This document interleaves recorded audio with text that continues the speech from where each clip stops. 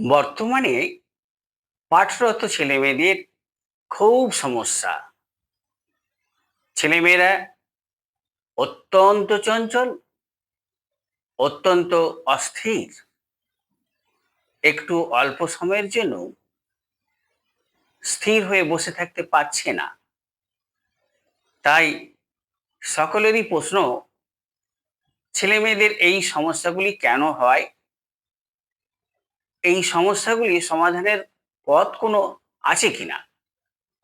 আমি বলি, সমাধানের পথ তো আছেই, অবশ্যই আছে। কিন্তু সকল সমাধানের যেটি প্রথম পথ, সেটি হলো ধর্ম সম্পর্কে ধারণা লাভ করা। তাই সন্তানের এই সমস্যাগুলি যারা সমাধান করতে চান, সকল পিতামাতাদের, অভিভাবক, অভিভাবিকাদের আমি অনুরোধ করব, এই ভিডিওগুলি যেন তারা নিয়মিত দেখেন।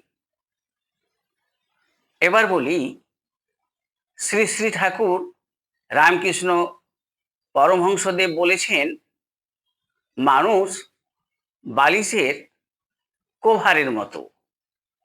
একটি বালিশের রং লাল হতে পারে, অন্য একটি বালিশের রং কালো হতে পারে, ইত্যাদি। কিন্তু সকল বালিশের মধ্যেই একই রকম তুলা থাকে। মানুষও ঠিক সেই রকম।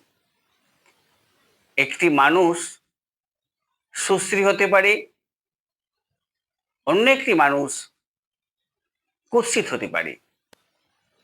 তৃতীয় জন ধার্মিক হতে পারে, চতুর্থ জন দুষ্ট হতে পারে। কিন্তু সকল মানুষের মধ্যেই ঈশ্বর বিরাজ করেন।